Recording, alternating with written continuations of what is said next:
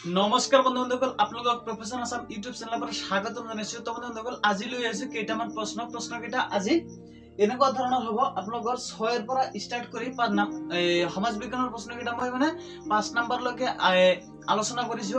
আজি আলোচনা কৰিম 6 নম্বৰৰ পৰা একেবাৰে যিমানখিনি আছে গোটেইখিনি কোৱেশ্চন মই আলোচনা কৰিবলৈ চেষ্টা কৰিম। তো বন্ধুসকল, আপোনালোকে ভিডিঅটো স্কিপ নকৰাকৈ শেষলৈকে চাই থাকিব। HSLCৰ পৰীক্ষাৰ কাৰণে যিসকলে ষ্টাডি কৰিছে বা যিসকলে প্ৰিপাৰেচন লৈ আছে তেওঁলোকৰ কাৰণে বহুতখিনি সুবিধা হ'ব। তো এইটো মই সমাজ বিজ্ঞানৰ কোৱেশ্চনটো আলোচনা কৰি আছো। তো বন্ধুসকল, 6 নম্বৰৰ এইটো সেকশন বি হয়, খ আকাৰ 6 নম্বৰৰ কোৱেশ্চনটো আছে। এটা 4 নম্বৰৰ কোৱেশ্চন। স্বদেশী আন্দোলনে জাতীয় শিক্ষালয় আগবঢ়োৱা বৰঙণিৰ বিষয়ে চমুকৈ আলোচনা কৰা। এটা 4 নম্বৰৰ কোৱেশ্চনটো আকৌ এবাৰ শুনি ল'ব। স্বদেশী আন্দোলনে জাতীয় শিক্ষালয় আগবঢ়োৱা বৰঙণিৰ বিষয়ে চমুকৈ আলোচনা কৰা। চমুকৈ আলোচনা কৰি লিখিব লাগিব। তাৰ পিছত 7 নম্বৰ কোৱেশ্চনটো আছে। এটা 4 মাৰ্কৰ কোৱেশ্চন। অসহযোগ আন্দোলনৰ ইতিবাচক আৰু নেতিবাচক দিশসমূহ কি কি আছিল?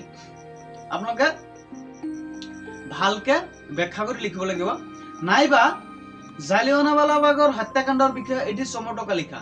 এটাও একেই 4 মাৰ্কৰ কোৱেশ্চন, 7 নম্বৰৰ কোৱেশ্চন দুটা আছে, যিকোনো এটা লিখিব লাগিব। তাৰ পিছত 8 নম্বৰ কোৱেশ্চনটো আছে। এটাও 4 মাৰ্কৰ কোৱেশ্চন। অসমত 1857 চনৰ বিদ্ৰোহৰ গুৰুত্ব সম্পৰ্কে চমুকৈ আলোচনা কৰা।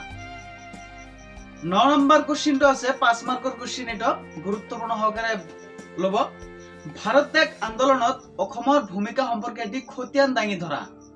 আকৌ শুনিব, ভাৰত ত্যাগ আন্দোলনত অসমৰ ভূমিকা সম্পৰ্কে এটি খতিয়ান দাঙি ধৰা। এইটো কোৱেশ্চন আৰু এটা আছে। নাইবা যোৰহাট সাৰ্বজনীন সভাৰ উদ্দেশ্য আৰু কাৰ্যাৱলী সম্পৰ্কে লিখা।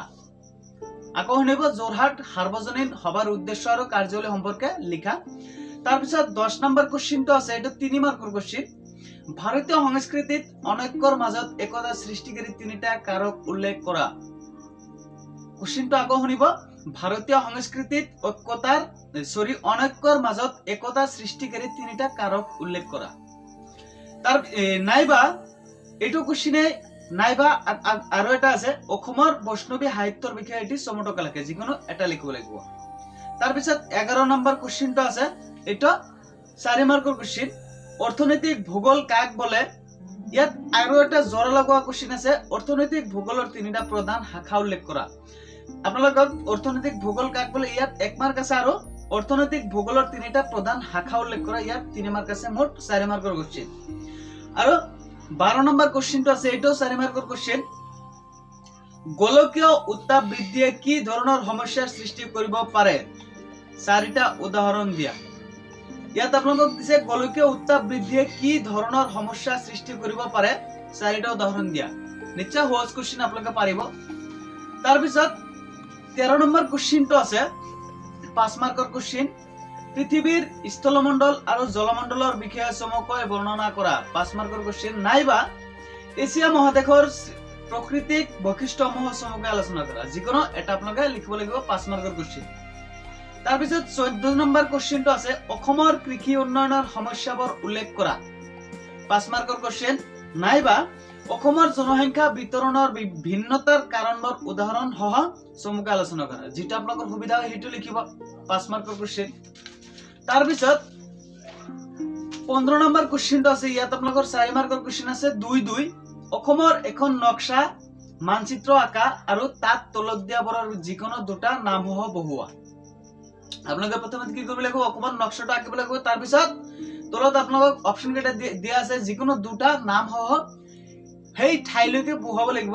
এটা আছে ভাৰতৰ আটাইতকৈ পুৰণি তেল শোধনাগাৰ কি আছিল, আপোনালোকে নিশ্চয় জানে। তাৰ পিছত বি নম্বৰ আছে উত্তৰ পূব সীমান্ত ৰেল মণ্ডলৰ মুখ্য কাৰ্যালয় আপোনালোকে বহাব। তাৰ পিছত এছিয়াৰ বৃহত্তম চাহ বাগিচা অথবা অসমৰ জলসম্পদৰ বিষয়ে চমুকৈ লিখা। নাইবা অসমৰ জলসম্পদৰ বিষয়ে চমুকৈ লিখিব লাগিব। এইটো কেৱল দিছে কেৱল দৃষ্টিহীন পৰীক্ষাৰ্থীৰ বাবে। এইটো 4 মাৰ্কৰ আছে, কিন্তু এইটো লিখিব লাগিছে অসমৰ জলসম্পদৰ বিষয়ে চমুকৈ লিখা। যিসকলে অন্ধ, যিসকলৰ দৃষ্টি নাই তেওঁলোকৰ বাবে লিখিবলৈ দিছে। আপোনালোকে ইয়াত অপচন কেইটাৰ যিকোনো দুটা আপোনালোকে বহাই দিব অসমৰ মানচিত্ৰ আঁকাই। তাৰ পিছত 16 নম্বৰ কোৱেশ্চনটো আছে 3 মাৰ্কৰ কোৱেশ্চন। ভাৰতবৰ্ষৰ যুক্তৰাষ্ট্ৰীয় ব্যৱস্থাৰ বৈশিষ্ট্যসমূহ চমুকৈ লিখা। 3 মাৰ্কৰ কোশ্চেন। নাইবা ভাৰতবৰ্ষৰ সাংসদীয় গণতন্ত্ৰৰ ধাৰণাটো কোনখন দেশৰ সংবিধানৰ পৰা অনুকৰণ কৰা হৈছে? 1 মাৰ্ক। ভাৰতবৰ্ষৰ সংসদীয় গণতন্ত্ৰৰ দুটা পাৰ্থক্য উল্লেখ কৰা যিটো সেইখন দেশৰ পৰা বেলেগ। এটা 16 নম্বৰ কোশ্চেন, 3 মাৰ্কৰ কোশ্চেন। যিকোনো আপোনালোকৰ যেটো সুবিধা হয় সেইটো আপোনালোকে লিখি দিব। তো বন্ধুসকল আজিৰ পৰা সমাজ বিজ্ঞানৰ কোশ্চেনটো মোৰ আলোচনা কৰা শেষ হৈ গ'ল। তো বন্ধুসকল যদি ভিডিওটো ভাল লাগে এটা লাইক কৰিবা, এটা কমেন্ট কৰিবা, শেয়াৰ কৰি বন্ধু-বান্ধৱীসকলক জনাই দিবলৈ নাপাহৰিব। আৰু আপুনি যদি এইটো চেনেলত নতুন হৈ থাকে তেনেহ'লে চেনেলটো সাবস্ক্ৰাইব কৰি বেল আইকনত প্ৰেছ কৰি দিব। আৰু আমাৰ ফেচবুক পেজটোৰ নাম হ'ল ইন্দ্ৰদুল জনাই, তাত যে আপোনালোকে ফলো কৰি আহিব তাকি আপোনালোকে ৰেগুলাৰলি পোষ্টবিলাক পাই থাকিবলৈ। তো বন্ধুসকল দেখা হ'ব নেক্সট আকৌ বেলেগ এটা কোশ্চেন পেপাৰ লৈ। সিমানখিনিলৈকে আপোনালোকে সুস্থ থাকিব, সবল থাকিব, চাই থাকিব ভিডিঅ'বিলাক। Bye bye.